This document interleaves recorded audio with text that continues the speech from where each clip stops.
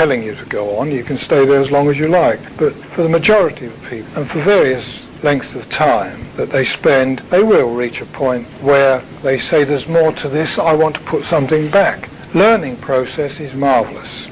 I've had various descriptions of it, and our capacity to learn is greatly enhanced. Our memory is virtually faultless. So you can imagine that it's like having a photographic memory, but at a consciousness which is much more alert and wider than our present one. So the possibilities of learning become very attractive. We not only learn, for example, if we're interested in history, we not only learn the historical events, if that's the way we want it, but we can actually take part in them, or at least we can see them. I talked about the psychic imprint, didn't I? Everything that's happened in history is written. It has its record, its psychic record. It's called the Akashic record. And if you're interested in history, you can observe the events as they took place. Think what that's like. You can, if you wish, learn music. You can learn to play music. You can listen to orchestral works. On one occasion, I was tuning into a man whom I'd known in this life, who'd passed on. He'd been gone about a year.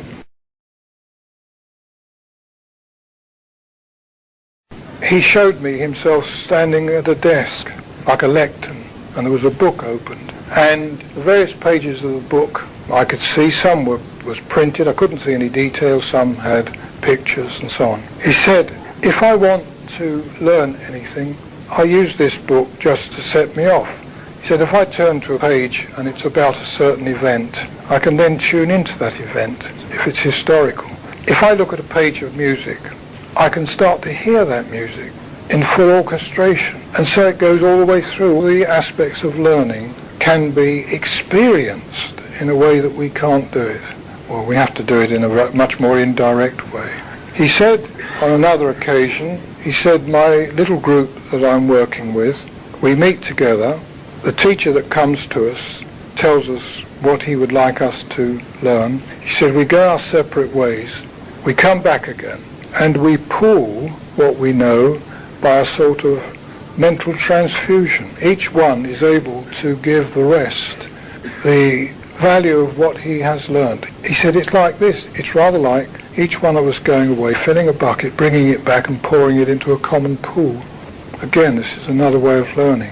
One goes through a self-judgment process, as you probably know, and in this self-judgment process, we judge ourselves.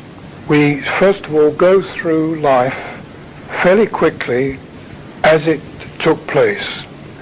Then we go to another more serious level, and we view the life again, starting at its end and going back to its beginning. And there's a very good reason for this. As we do it, we see the consequences of our actions, and then we come to the point where we understand the motivations. And since the higher self, or the inner self, is doing the judging, the God within, it follows that there's no concealment. The inner self knows absolutely what one's motivation was, and it's no good trying to hide it or twist it or turn it. And this process can be, of course, very painful. But one doesn't do it on one's own. One is always accompanied by a guiding spirit who brings out points as necessary, tells you that is enough for now, leave it for the time being, brings you back to it when the time is right. You may spend some months doing this. When my own wife died, this was many years ago, my first wife died. About 3 months after she died, I was driving back from the place where we'd had our last holiday together. It's a sort of sentimental journey. I hadn't been aware of her there at all, but as soon as I got in the car to come back, I was aware of her, and she was sitting in the passenger seat, and we held a mental conversation for about an hour and a half as we were driving back. She suddenly said, I have to leave you now, and you will not be aware of me for some time. And she, I knew later, had started the process of self-judgment. And in that process we discard, the dark side of ourselves. We hold on to the better bits. We become a more refined person. And when I contacted her afterwards, that was very clear. I could feel the sort of vibrational level had increased considerably. And then eventually one goes through various planes of existence, becoming more and more esoteric, more rarefied, and one joins up with other members of one's group. We are all in a group. The groups vary in size, but we are all members of a group, and that group will have an overall purpose, an overall interest. It may be planetary, it may be spiritual, it may be one of 1,000 things. And each member of the group brings to bear and pours into that group the experience that it's gained. And then at some point one realizes that in the interest of the furtherance of the group, one needs to do more work on oneself. And at that point, one is helped, guided to come back to this earth again in the next life. That life being designed to do what is necessary this time round. There is a life plan.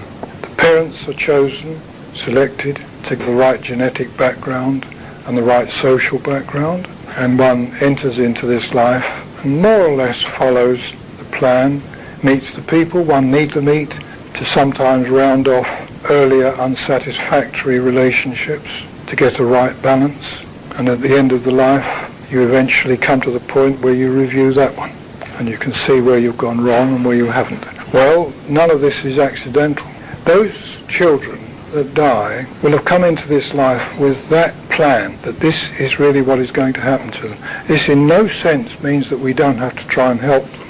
It doesn't absolve us from doing all we can to help our fellow men. But what it does mean is that that child may be having a short life, may be coming back quite quickly after that short life, may be gaining many rounds of experience. We don't know. Each one will have a different story. Each one will have a different purpose. Those children may have had lives in very, very different circumstances previously. I was faced with the problem of having released the most recent entity that died. There were still things going on, there were still nasty feelings there, and I asked for help for this. And I was told that in that environment, that background, what was needed was for a priest to go round and scatter holy water in each room in turn, asking for a blessing upon that room. I was also told it's no use a man doing this unless he's doing it with understanding. It's really got to be taking place at the other level. So if he does it superficially and with no heart in it, it's not going to work. And the lady concerned,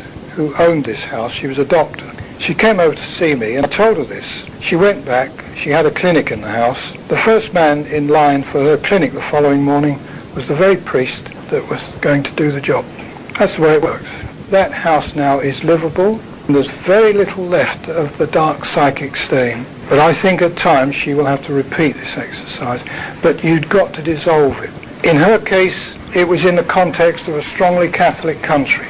So scattering holy water with a Christian background is the right thing to do. If you were doing it in another culture, you would adopt another method. Everything you do like this, where you require to cleanse, is much better done if you appeal to the highest belief system that applies in that case. All I can say is that I seem to be able to very quickly change into another level of consciousness while still retaining my earth consciousness. Part of me tunes it. You know, if you're driving a car and you've got certain things on your mind, you can be thinking about lots of things and driving the car, and you can do a whole journey, you can't remember a thing about the journey, you've done it absolutely safely. Your mind is operating in two levels, isn't it? It's a bit like that. It's a bit like being able to shift from the worry level into some other level.